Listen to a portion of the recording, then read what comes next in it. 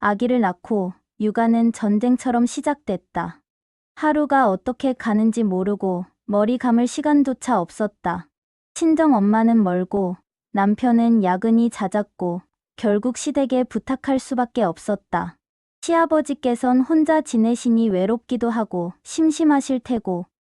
남편이 말했다. 아버지한테 CCTV 설치해드릴게. 거실이랑 아기 방 화면 볼 수 있게 해서 심심하실 때 손주 보는 재미라도 드리면 좋잖아. 나는 고개를 끄덕였다. 처음엔 그랬다. 좋은 의도였다. CCTV는 정말 유용했다. 밤중 수유 때문에 잠든 사이 아기가 깼을 때 시아버지가 미리 전화도 주셨다. 아가 울더라. 처음엔 감사했다. 참 고마운 분이시구나 했다. 근데 어느 순간부터였다. 그 시선이 이상하게 느껴지기 시작한 건 거실에서 머리 질끈 묶고 스트레칭을 하는데 괜히 등줄기가 서늘했다. 한 번은 반바지에 반팔 티 입고 애기 안고 있는데 어딘가 누군가가 보고 있는 것 같았다. 그저 CCTV 때문이라고 생각했다. 내가 민감한 거겠지. 그런데 그런 날들이 계속되자 점점 이상해졌다. 침대에 누워 잠들기 전에도 오늘 낮에 내가 뭐 했지 생각하면 괜히 부끄럽고 불안했다. 남편에게 말했다. 여보, 아버님 혹시 요즘도 자주 CCTV 보셔? 남편은 설마, 안 보시지? 하고 웃어 넘겼다. 하지만 나는 웃을 수 없었다. 며칠 전 카메라 앞에서 혼잣말을 했는데 그 순간 진짜 누군가 듣고 있는 기분이 들었다. 아휴, 진짜 힘들다. 누가 내 마음 알아주긴 할까? 그때 내 말에 대답이라도 할 것 같은 기분. 모니터 너머에서 누가 고개를 끄덕이는 듯한 이상한 감각. 그날 밤 시아버지에게 전화를 걸었다. 대놓고 묻진 못했다. 그저 은근슬쩍. 아버님, 혹시 요즘 CCTV 보세요? 시아버지는 어색하게 웃으셨다. 어, 아니야, 안 본 지 꽤 됐어. 나는 알았다. 거짓말이었다. 그때부터였다. 나는 거실에서 카메라를 피해 움직였다. 브라톱이나 반바지 같은 옷은 절대 입지 않았다. 운동할 때도 쿠션으로 몸을 가렸고 의식적으로 정면을 보지 않았다. 하지만 나는 느꼈다. 그분은 여전히 보고 있었다. 결정적인 건 그날이었다. 아기도 없고 남편도 출장 가고 나 혼자 집을 지키던 날. 나는 일부러 CCTV 앞에 앉아서 혼잣말을 했다. 요즘 누가 절 지켜보는 것 같아요. 아버님 그거 보세요. 그때 카메라 렌즈 쪽에서 작은 불빛이 깜빡이는 걸 봤다. 움찔했다. 꺼졌던 연결이 다시 켜졌다는 증거였다. 나는 더는 참을 수 없어서 남편에게 말했다. 여보, 나 진짜 불안해. 카메라 좀 점검해봐줘. 나 혼자 있는 게 너무 불편해. 남편은 처음엔 대수롭지 않게 여겼지만 며칠 뒤 시스템 기록을 확인하고 말이 없어졌다. 혹시 아버지신가? 남편의 목소리엔 당혹감이 섞여 있었다. 나는 고개를 끄덕이지도 못했다. 하지만 그날 더 이상 아무 말도 하지 않았다. 카메라를 바라보며 마지막으로 말했다. 보고 계시죠? 제발 그만하세요. 이 집에서, 내 공간에서 누군가가 나를 몰래 지켜본다는 건 단순한 감시가 아니라 침입이다. 나는 이제 그걸 확신하게 되었다.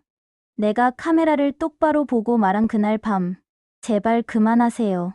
그 말 이후 화면에선 아무 반응도 없었다. 불빛도 꺼졌고 움직임도 없었다. 정말 끊었나? 아니면 또 모른 척인가? 그날 이후 나는 CCTV가 없는 공간에서만 움직였다. 안방 문을 닫고 화장실에서 쉬고 거실에 나가야 할 땐 후드티에 긴 바지를 입었다. 하지만 그 불안감은 줄어들지 않았다. 며칠 뒤 남편이 말했다.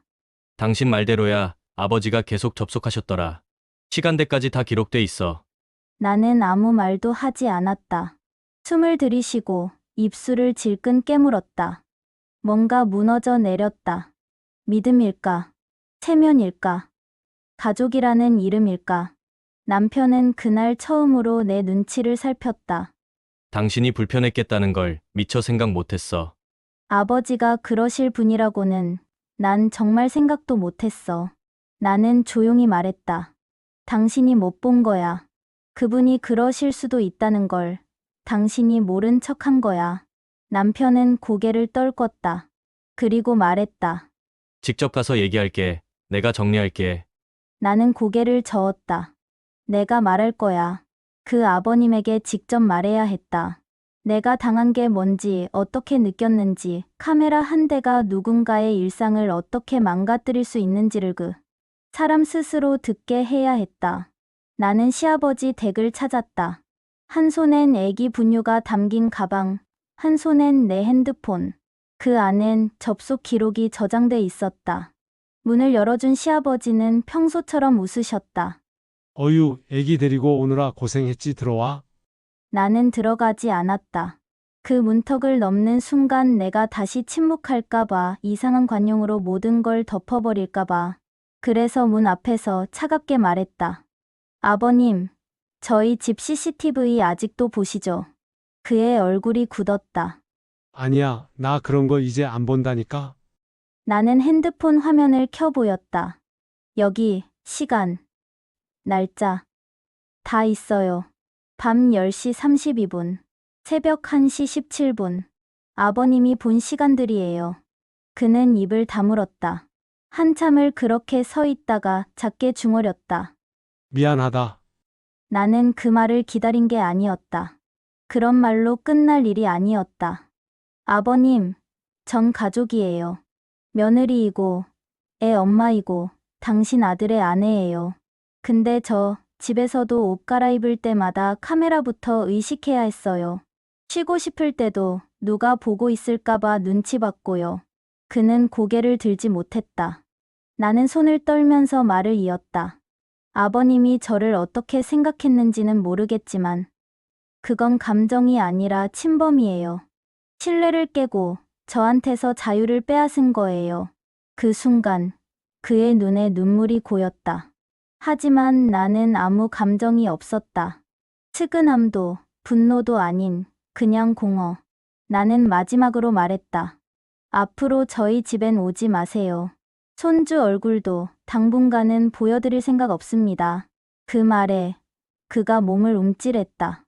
그렇게까지 해야겠니? 나는 단호하게 말했다. 저는 저와 제 아이를 지켜야 해요. 아버님이 가족이기 때문에 더 이상은 용납 못합니다. 돌아서 나오는 길 한겨울 공기보다 더 차가운 감정이 내 온몸을 휘감았다. 이게 우리가 망가진 순간이었다. 더는 예전으로 돌아갈 수 없었다. 집에 돌아온 뒤 남편은 조심스럽게 물었다. 괜찮아? 나는 고개를 끄덕였다. 그리고 물었다. 우리 이사 가자. 이 집에서 아버님이 몰래 날 지켜본 게 소름 돋아서 난 더는 못 살겠어. 남편은 아무 말도 하지 않았다. 그 말이 고통이라는 걸 나는 알았다. 그리고 그날 밤 나는 거실 조명을 모두 껐다. 아무도 없는 그곳에서 카메라를 바라봤다. 꺼져 있는 그 렌즈 앞에서 조용히 속삭였다. 이제 끝이에요. 이사 온 집의 거실엔 CCTV가 없다. 내 눈으로 보고, 내 귀로 듣고, 내 감각으로 판단할 수 있는 일만 남기고 싶었다. 모든 건 끝났다. 우린 새 집에서 새 삶을 살아가고 있다. 누구도 우리를 지켜보지 않는 곳에서 더 이상 누군가의 눈을 의식하지 않아도 되는 삶. 나는 다시 일기를 쓰기 시작했다. 누군가를 위한 게 아니라 나를 위해서. 누가 보지 않을 걸 알기에 편하게 쓸 수 있는 일기. 그 안엔 이렇게 썼다. 나는 지켜보는 사람이 아니라 지켜져야 할 사람이었다. 그 사실을 너무 늦게 알아버렸지만 그래도 지금은 나를 지킬 수 있다. 그리고 내 아이도. 이제 나는 더 이상 피해자가 아니다. 나는 내 삶의 주인이 됐다. 나는 내 아들을 그렇게 키우지 않았다. 정확히 말하면 그렇게까지 차가운 아이는 아니었다. 어렸을 때부터 말 잘 듣고 고집도 없고 늘 내 말이면 내 엄마 하던 아들. 남편이 술에 취해 고래고래 소리 지를 때도 내 옆에 조용히 붙어 앉아 손을 꼭 잡아주던 아이였다. 고등학교 땐 알바를 해선 나 몰래 봉투에 용돈을 챙겨주고 대학 가선 자취방 청소며 빨래까지 직접 다 해냈다. 나는 늘 속으로 생각했다. 그래, 이 아이는 결혼을 해도 내 걱정은 안 시키겠구나. 착하디 착한 효자였으니까. 그런 아들이 군대에서 제대한 지 얼마 안 돼 소개팅을 했고 그 여자를 만난 뒤로 뭐랄까 사람이 달라졌다. 처음엔 그냥 애인이 생기면 원래 저렇게 달라지지 했지. 근데 점점 통화도 줄고 얼굴 보는 날도 줄고 밥 먹었니? 물어도 엄마도 밥 드셨어요? 하던 애가 나 바빠 끊어. 이렇게 말하고 전화를 끊는 날이 늘었다. 그리고 결혼 얘기를 꺼냈을 때 나는 참 황당했다. 결혼? 갑자기? 그 정도로 진지했니? 그냥 한 번쯤 더 생각해 보는 건 어때? 그랬더니 아들 눈빛이 싸늘해졌다. 엄마, 나 다 컸어. 내가 알아서 할게. 내가 아는 그 아들이 맞나 싶었다. 그리고 결혼식 날. 나는 하객이 아니라 조연 같았다. 며느리 쪽 친척들은 줄줄이 오고 아들 친구들 사이에 나는 어색하게 앉아 있었고. 사진 찍을 땐 어머니 여기 말고 뒤쪽으로요. 며느리 친구가 날 슬쩍 밀더라. 내가 굳이 나설 자리는 아니란 걸 그때 알았다. 결혼하고 한 달쯤 지났을까. 어머니 혹시 앞으로 저희 집에 너무 자주 안 오셨으면 해요. 며느리가 나한테 그렇게 말했을 때 난 웃었다. 아유 그래. 나는 걱정 마. 바빠서 자주 못 올 거야. 근데 그 말 뒤로 아들 얼굴에서도 미묘한 변화가 보이더라. 어색한 미소, 낮아진 눈빛. 예전 같으면 엄마, 뭐 필요한 거 없어? 엄마 힘들지 않아? 그런 말로 먼저 안부 묻던 아들이었는데. 그리고 어느 날은 이런 일도 있었다. 반찬 좀 해서 갖다 줬더니 문 앞에만 두고 가라고 하더라. 내가 손에 쥔 반찬 봉투를 며느리는 직접 받지도 않고 아들은 문 사이로. 엄마, 요즘은 비대면이 대세야. 이해해줘. 그랬다. 내가 만든 갈비찜, 김치전, 미역국 그거 하나하나 포장해. 담은 정성을 그렇게 문 앞에 내려놓고 나는 엘리베이터를 탔다. 문이 닫히기 전 며느리의 말소리가 들렸다. 왜 자꾸 반찬 갖고 오시게 해요? 불편하잖아요. 아들이 대답했다. 알겠어. 미안, 내가 말릴게. 그날 내가 만든 반찬은 다시 들고 돌아왔다. 아무도 먹지 않은 그대로. 그것도 모른 척할 수 있었다. 그냥 이 시기가 지나면 괜찮아지겠지 그렇게 넘겼다. 그런데 어느 날 명절이 다가오는데 연락이 없다. 내가 먼저 전화를 걸었다. 이번 추석엔 너희 집에 갈까? 그랬더니 아들 목소리가 심드렁하다. 우리 이번엔 여행 가기로 했어. 아 그래? 누구랑?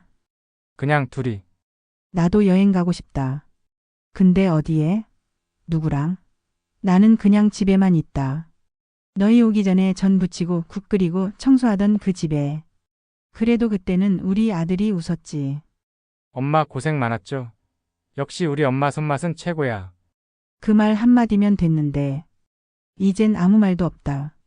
그 말 한마디 듣자고 명절마다 갈비 양념하던 내 손은 이젠 쓸쓸히 시장 봉투만 뒤적인다.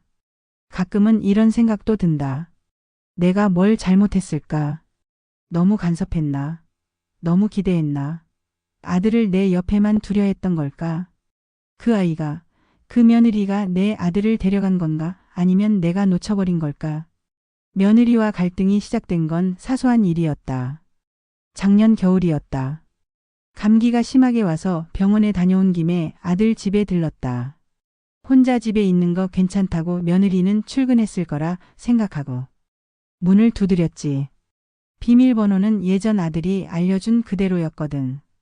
그래서 살짝 열었는데 거실에서 소리가 나더라. 아, 며느리가 재택이었구나. 어머, 집에 있었니? 감기 때문에 근처 병원 갔다가 그냥 들렀다 와. 있는 줄 몰랐네. 그랬더니 그 아이가 내 얼굴도 안 보고 말했지. 다음부턴 연락하고 오세요. 목소리가 딱딱했다. 아무 말도 못하고 쭈뼛거리다가 나왔다. 그날 밤 아들에게 전화가 왔다. 엄마, 제발. 우리 집은 그냥 집이야. 사생활도 있고 약속도 있고 앞으로 미리 말 좀 하고 와. 그래, 알았어. 근데 내가 일부러 그런 건 아니고. 그냥 이제는 우리도 가정이 있잖아. 엄마 마음은 이해하지만 너무 자주 오는 건 좀 그렇다고. 그 말이 이상하게 가슴에 박히더라. 우리도 가정이 있잖아. 그럼 나는 뭐였을까? 내가 키운 아들은 그 가정 바깥으로 밀려난 걸까? 이후로는 연락도 줄였다. 그쪽에서 먼저 전화 오는 일도 없었다. 나도 자존심이 있지. 그렇게 가만히 있던 어느 날 아들한테서 문자가 왔다. 엄마, 혹시 생활비 좀 도와주실 수 있을까요? 나는 그날 오래된 통장을 꺼냈다. 아들 결혼할 때 안 썼던 보험금도 깨고 내가 모아두었던 삼짓돈도 다 긁어 모았다. 딱히 이유는 묻지 않았다. 물어봤자 그 아이를 비난할까봐 겁났다. 그래, 보내줄 게 필요하면 또 말해. 하지만 고맙다는 말 한마디 없었다. 며느리한테서도 아들한테서도. 돈이 들어간 뒤로 연락은 더 줄었다. 이제 불편해졌나 보다. 내가 뭘 기대했지? 생각하려다 그만뒀다. 그리고 지난달 내 생일이었다. 기다리지 않았다. 하지만 아들한테 문자가 왔다. 엄마 생일 축하해요. 이번엔 일이 많아서 못 들를 것 같아요. 다음에 봬요. 그래. 그 다음이 언제인지를 이제는 묻지도 않는다.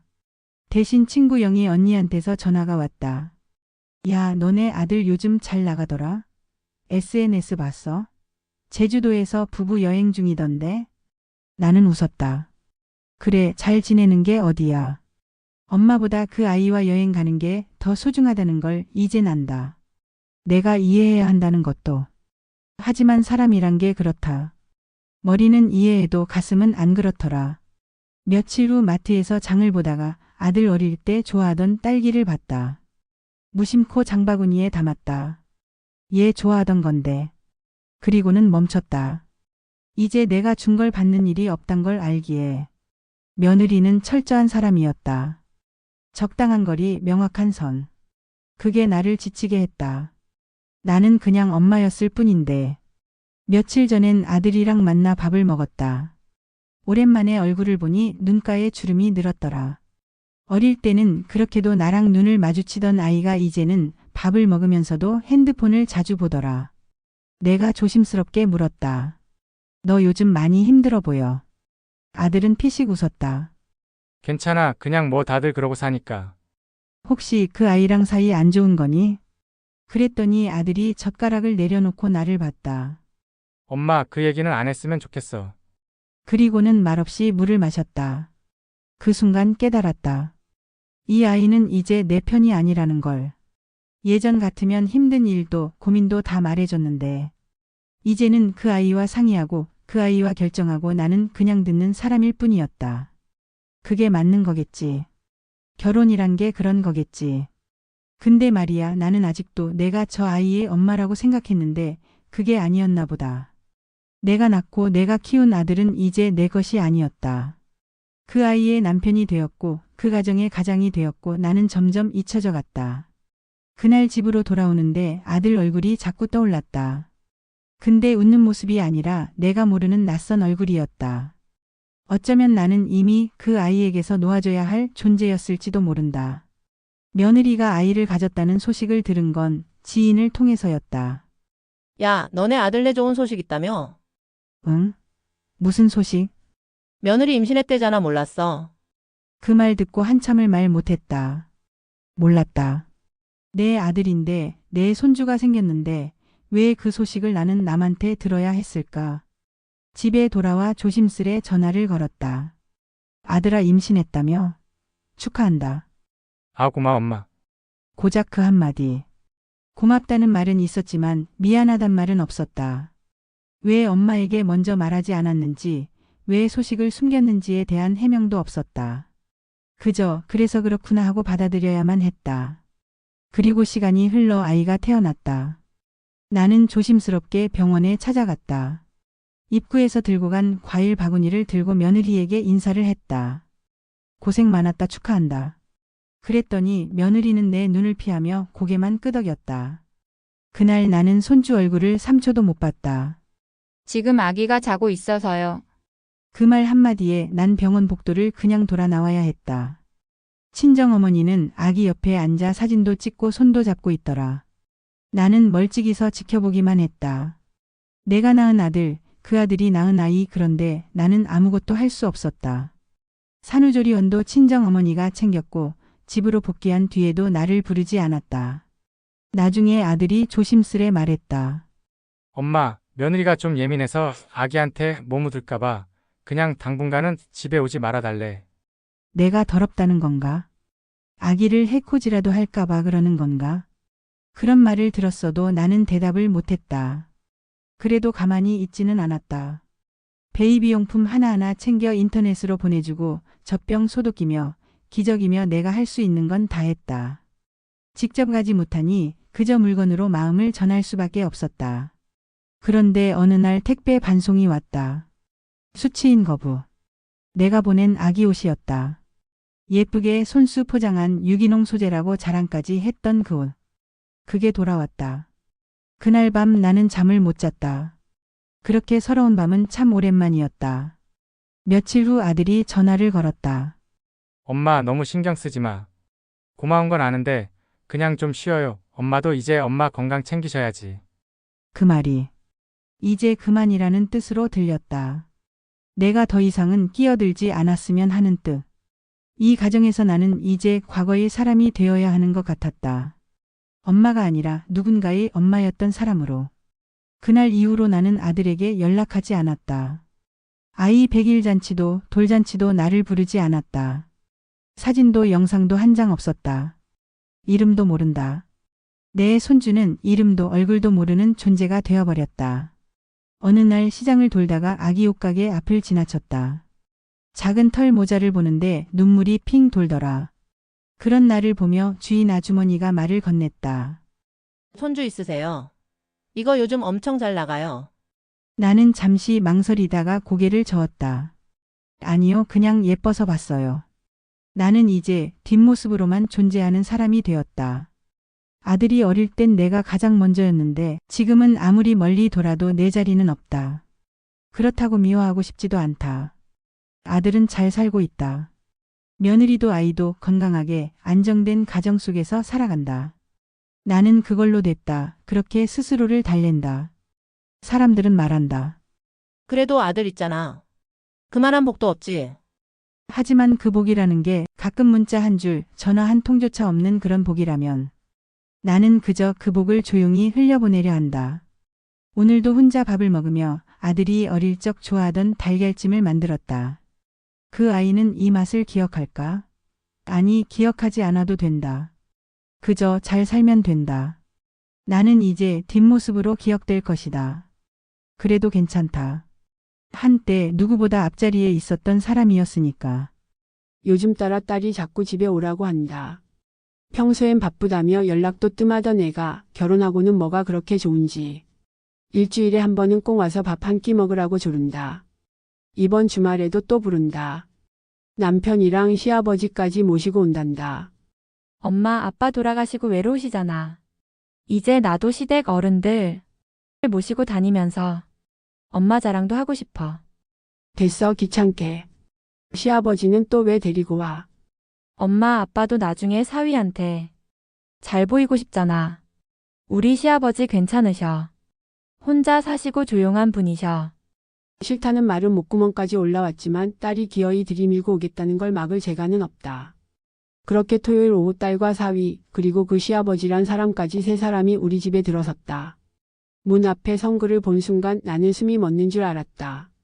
머리는 희끗했고 눈가에는 주름이 깊게 패였지만 나는 안다. 그 얼굴을, 그 눈빛을. 강주호. 내 첫사랑. 40년 전 대학 시절 내 모든 감정을 앗아갔던 남자.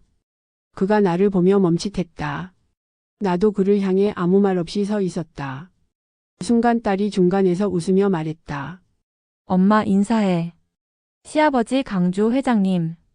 안녕하십니까? 말씀 많이 들었습니다. 그는 눈을 떼지 못한 채 억지로 정중하게 고개를 숙였다. 나도 마른 목을 축이며 겨우 말했다. 처음 뵙겠습니다. 어서 들어오세요. 거실 소파에 앉아 차를 마시는 내내 우리는 서로를 바라보지 않았다. 딸과 사위는 들떠 있었고 주호는 말이 없었다. 나는 속으로 수없이 되뇌었다. 왜 지금 나타난 거야? 왜 하필 사위의 아버지로? 40년 전 우리는 뜨겁게 사랑했다. 그러나 주호는 갑자기 사라졌다. 아무 말 없이. 나는 수십 통의 편지를 썼고 수많은 날을 울며 보냈다. 결국 포기했고 다른 사람과 결혼했다. 그 후로 그는 단 한 번도 나타나지 않았다. 그가 다시 말문을 열었다. 오래된 이야기입니다만 혹시 서울여대 국문과 나오셨습니까? 딸과 사위는 놀란 얼굴로 우리를 번갈아 봤다. 나는 대답하지 않았다. 대신 고개만 끄덕였다. 그의 손이 떨리고 있었다. 저는 그 시절 정말 미안했습니다. 그 말을 듣는 순간 가슴이 철렁했다. 딸이 눈치를 챘는지 분위기를 전환했다. 어머, 엄마가 서울여대 나왔다고 했었죠.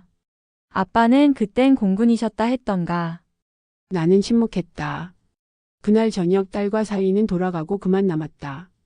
딸이 말했다. 시아버지 집까지 멀지 않으니까 엄마랑 잠깐 차 한잔 하고 가세요. 그가 말없이 남았고 나는 거실 조명을 끄고 부엌 조명을 켰다. 우리 둘만이 앉았다. 40년 만이었다. 그가 먼저 입을 열었다. 그날 널 두고 떠난 이유 말해야겠지. 나는 아무 말도 하지 않았다. 말을 하면 내 목소리가 떨릴 것 같았다. 아버지가 날 강제로 미국으로 보냈어. 너랑 결혼하면 집에서 내쫓겠다고 협박했어. 너한텐 말도 못하고 그냥 끌려갔지. 병역 면제시켜주겠다는 미끼로 날 보내더라. 결국 사업 물려주겠다는 말에. 나는 그를 바라봤다. 그의 눈엔 후회의 그림자가 짙었다. 하지만 그걸로 다 용서가 되는 건 아니다. 그래서 미안하면 끝이야. 아니 평생 미안했어? 내 결혼 소식도 들었고 일부러 연락하지 않았어? 너 행복하길 바랐으니까? 나는 날카롭게 쏘아붙였다. 그럼 이제 와서 왜 말해? 왜 내 딸의 시아버지로 나타난 거야? 그는 숨을 고르며 말했다. 나도 몰랐어. 내가 사업 정리하고 한국 들어온 건 2년 전이야. 아들이 여자친구 있다기에 한번 얼굴 봤는데 그날 너랑 똑 닮은 눈빛을 가진 아이더군. 너희 딸 처음 봤을 때 소름이 끼쳤다. 내 마음은 복잡했다. 그를 아직도 미워하는지 그리워하는지조차 모르겠는 감정. 이제 어떻게 할 거야? 이 비밀 계속 숨길 수 있을 것 같아. 그는 고개를 숙였다. 딸아이 행복해 보이더라. 아들도 내 딸 사랑하고 우리 그냥 아무 일 없었던 것처럼 살아야 하지 않겠나? 나는 손을 테이블 위로 올렸다. 떨리는 손가락 끝에 그의 손이 천천히 얹혀졌다. 한때 익숙했던 그 체온. 나는 조용히 손을 치웠다. 다시는 이런 일로 우리 딸 앞에 나타나지 마. 우리 사이에 있었던 일 영원히 묻어둬. 그는 말없이 고개를 끄덕이고 자리에서 일어났다. 문 앞에서 그는 다시 나를 바라보며 말했다. 혹시 너무 늦지 않았다면 그 시절 내 진심을 언젠가 한 번쯤 다시 들어줄 수 있겠나? 문이 닫히고 거실에 정적이 감돌았다. 40년 만에 다시 만난 첫사랑. 그는 이제 내 사위의 아버지였다. 딸에게서 전화가 왔다. 엄마, 오늘 잠깐 들러도 돼? 얘기 좀 할 게 있어서. 무심한 목소리에 뭔가 이상함이 묻어 있었다. 딸이 그런 식으로 말하면 꼭 무슨 일이 있는 날이다. 그날따라 집안이 더 조용했다. 나는 괜히 방 안정이며 책상 위 먼지를 털었다. 딸은 저녁 7시쯤 도착했다. 남편도 사위도 없이 혼자. 표정이 굳어 있었다. 엄마, 솔직하게 말해줘. 뭐가? 며칠 전에 시아버지 오셨을 때 그 사람 엄마 전에 알던 사람이야. 심장이 멈추는 줄 알았다. 나는 잠시 멈칫했고 눈을 피했다. 왜 그런 소리를 해? 엄마 표정이 이상했어. 둘이 눈도 못 마주치고 말도 거의 안 하고 그리고 시아버지도 엄마 볼 때마다 어색해해. 엄마랑 아는 사이 맞지? 나는 딸을 빤히 쳐다봤다. 이 아이는 어렸을 때부터 유난히 눈치가 빨랐다. 거짓말을 해도 금세 들켜버릴 게 뻔했다. 하지만 진실을 말할 수는 없었다. 그건 이 아이 인생까지 망칠 수 있으니까. 그냥 학교 다닐 때 알던 사람이다. 아주 오래전 일이고 별일 아니었어. 근데 그 사람, 엄마 사진 본 적 있대. 나 닮았다고 했어, 닮았다고, 이상하다고. 숨이 막혔다. 그 사람이 그런 말을 했다고? 딸에게. 뭐라고 했어, 정확히? 그냥 나 어릴 때 사진 보고 이상하다, 어디서 본 얼굴 같았다고. 그 말 듣고 이상해서 엄마 앨범을 꺼내봤어. 그 순간 나는 딸의 가방에서 꺼낸 오래된 앨범을 봤다. 내 대학 시절 사진. 그리고 그 속에 작게 접힌 채 꽂혀 있던 누런 흑백 사진 한 장. 강주호와 내가 캠퍼스에서 찍은 사진이었다. 우리가 사귀던 시절 친구가 찍어줬던 사진. 숨겨뒀다고 생각했는데 이 사진 엄마. 이 남자 시아버지 맞지? 엄마, 나 바보 아니야? 설명 좀 해줘. 왜 엄마 앨범에 시아버지가 있어? 왜 둘이 그 시절에 같이 있었어? 이젠 도망갈 수 없었다. 나는 천천히 입을 열었다. 그래, 그 사람 내 시아버지 강 회장 내 첫사랑이었어. 딸의 표정이 굳었다.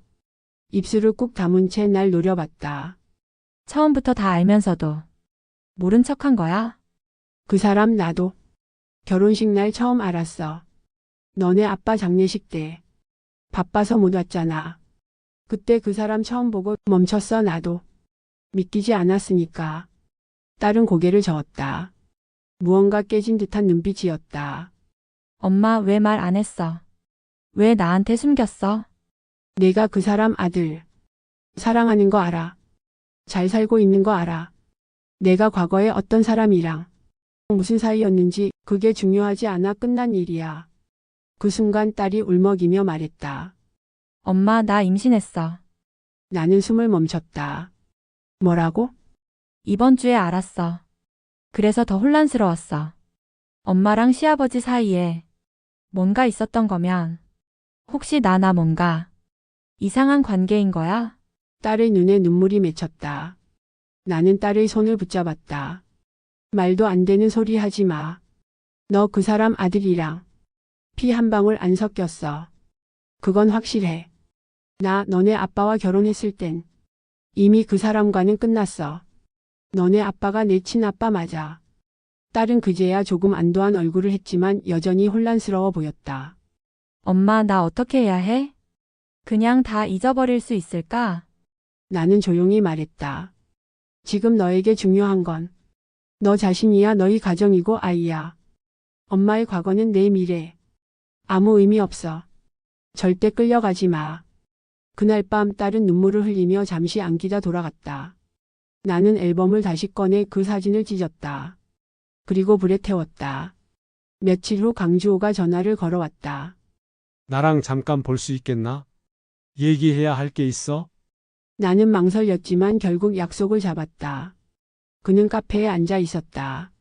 내가 들어가자 고개를 들었다. 그 아이 혹시 의심하던가?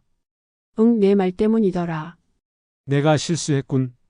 나는 커피잔을 내려놓고 단호하게 말했다. 이제부터는 우리 딸 인생에서 완전히 빠져줘. 무슨 뜻이지? 그 어떤 추억도 그 어떤 감정도 이제 끝이야. 내 딸에게 접근하지 마. 과거는 묻혀야 돼. 그는 잠시 멈췄다가 물었다. 아직도 날 원망하나? 그건 중요하지 않아. 중요한 건 내가 이젠 아무것도 느끼지 않는다는 거야. 미움도 사랑도 그리움도 그냥 아무 감정도 없어. 그는 천천히 고개를 끄덕였다. 그래, 그럼 그렇게 하자. 너희 가족은 너에게 맡길게. 그래, 그게 우리가 할 수 있는 최선이야. 나는 돌아서 나왔다. 카페 문을 닫으며 거짓말을 했다. 나는 여전히 그를 잊지 못했다. 하지만 이 감정은 내 딸의 인생 앞에서 꺼내선 안 되는 금기였다. 그 일이 있고 한 달쯤 지났다. 딸은 점점 안정을 찾아가는 듯 했다. 입덧도 시작됐고 병원도 다니기 시작했다. 나도 서서히 일상으로 돌아가고 있었다. 그런데 어느 날 밤, 딸에게서 갑자기 전화가 왔다. 목소리가 떨려 있었다. 엄마, 큰일 났어. 나 지금 차 타고 가는 중인데 엄마 집으로 갈게. 왜, 무슨 일이야?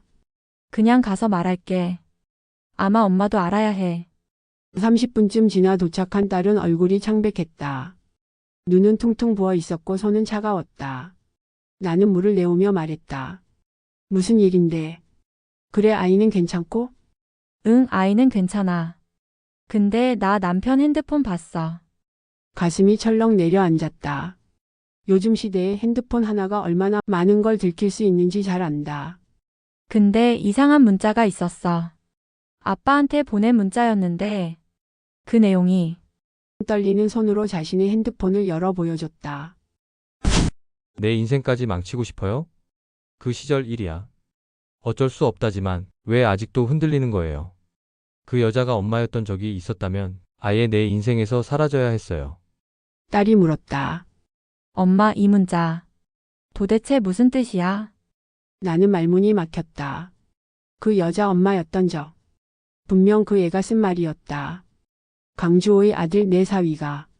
그 순간 딸의 목소리가 바늘처럼 박혔다.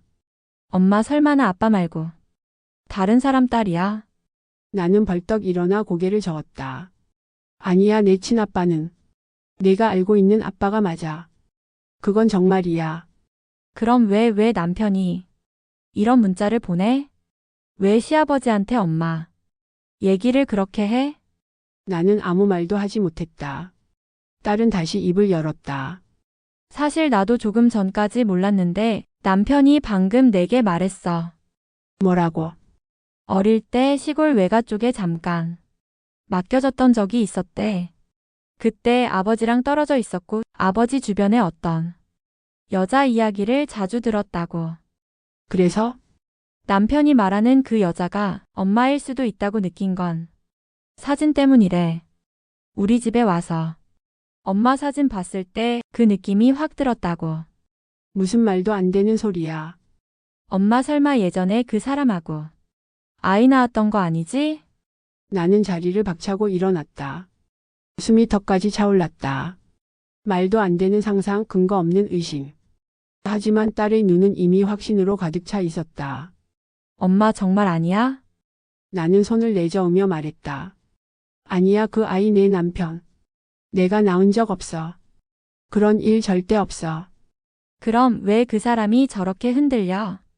왜 우리 결혼을 그렇게 반대했었는지 이제 알 것 같아. 나는 마침내 진실을 털어놓을 수밖에 없었다. 숨기면 더 망가질 것 같았다.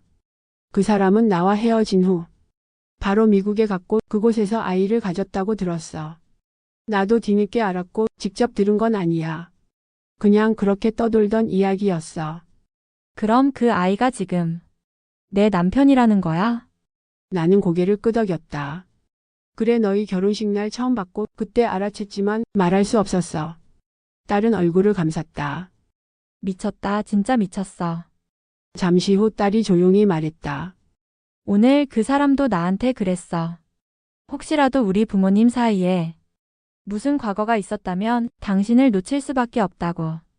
그 말은 칼날처럼 내 심장을 찔렀다. 나는 더는 견딜 수 없었다. 지금 그 애 불러. 당장 와서 얘기하게 해. 30분쯤 지나 사위가 집에 들어섰다. 그의 눈빛은 이미 무너져 있었다. 나는 묻지 않고 말했다. 내가 생각하는 거 아니야. 나는 너를 낳은 적 없어. 그리고 너희 결혼을 반대한 적도 없어. 그는 조용히 대답했다. 아버지는 엄마 사진을 보고도 아무 말 없었어요. 다만 자꾸 혼자 술을 마시고 몇 번이나 말하더라고요. 인연이란 게 참 잔인하다고. 딸이 물었다. 그럼 이제 어떻게 할 건데? 우리 아이는? 우리 사이는? 그는 나를 바라보며 조용히 말했다. 사실 저도 알고 나서도 포기할 수 없었어요. 단지 그 감정이 너무 혼란스러워서 도망쳤던 거예요. 나는 한참을 그들을 바라보다가 입을 열었다. 과거는 과거야. 중요한 건 너희가 어떤 미래를 만들고 싶은지야. 이걸 감당할 수 있다면 앞으로 나아가, 만약 감당할 수 없다면 그건 너희 선택이야. 사위는 고개를 숙였다. 딸은 그의 손을 잡았다. 우리 이겨내자. 숨기지 말고 외면하지도 말고. 그냥 이겨내자. 나는 그날 처음으로 딸이 엄마가 되었다는 걸 실감했다. 며칠 뒤 강주호에게서 마지막으로 편지가 왔다. 자필이었다. 우리의 사이는 먼 옛날에 끝났어? 그러나 아이들은 이제 시작이야. 내 아들과 며느리가 우리의 관계 때문에 상처받지 않길. 그게 내 마지막 소망이야. 그리고 하지만 너는 여전히 나의 첫사랑이다.